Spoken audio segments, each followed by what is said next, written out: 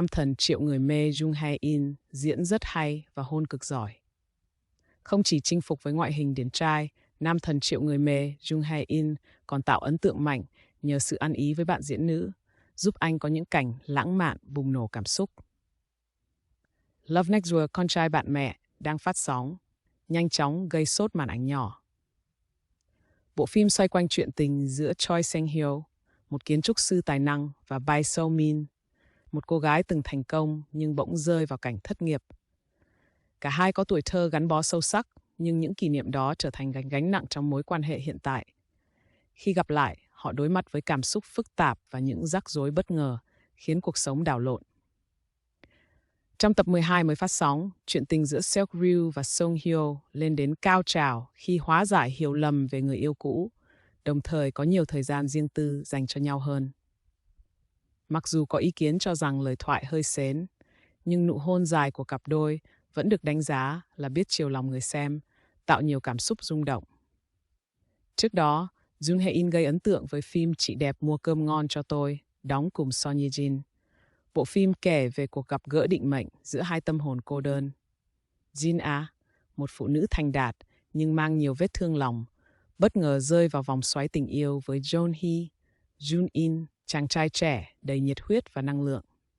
Cặp đôi chị đẹp chàng trai trẻ tạo nên những khoảnh khắc lãng mạn khó quên trên màn ảnh. Hầu hết các tập đều có ít nhất một nụ hôn của cặp đôi chính, từ nụ hôn nhẹ nhàng đến nồng nàn, sâu đậm. Tất cả đều được Son Ye-jin và Jung Hae-in thể hiện hoàn hảo đến khó tin.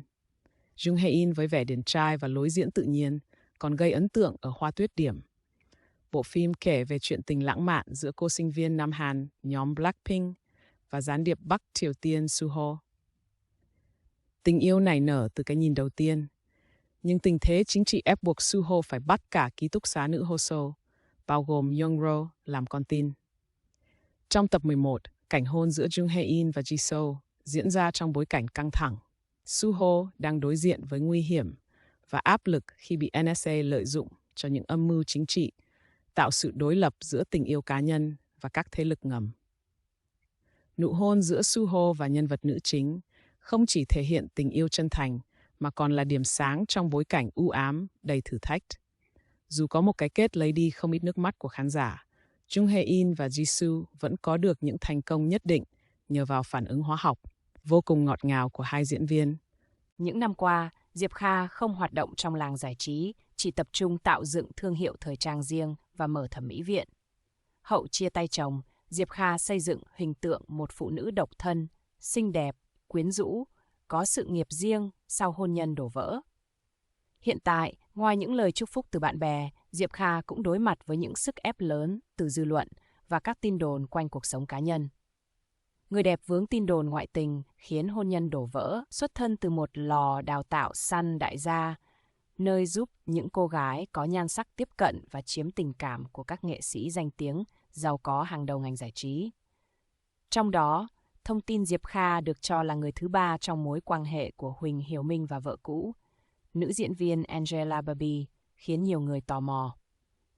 Cư dân mạng Trung Quốc chỉ ra rằng Huỳnh Hiểu Minh và Diệp Kha quen nhau từ khoảng cuối năm 2021. Thời điểm này, nam diễn viên Bến Thượng Hải vẫn chưa công khai chuyện ly hôn Angela Baby. Năm 2022, Diệp Kha chia tay doanh nhân họ Vương. Sau khi có thông tin Diệp Kha và Huỳnh Hiểu Minh quen biết nhau từ năm 2019, hot girl mạng xã hội đã lên tiếng phủ nhận. Bạn gái Huỳnh Hiểu Minh khẳng định tài khoản trên mạng xã hội là giả và cố tình tung tin không chính xác làm xấu hình ảnh của cô. Sau khi ly hôn Angela Baby, Huỳnh Hiểu Minh có sự nghiệp ổn định khi tham gia các bộ phim truyền hình, điện ảnh.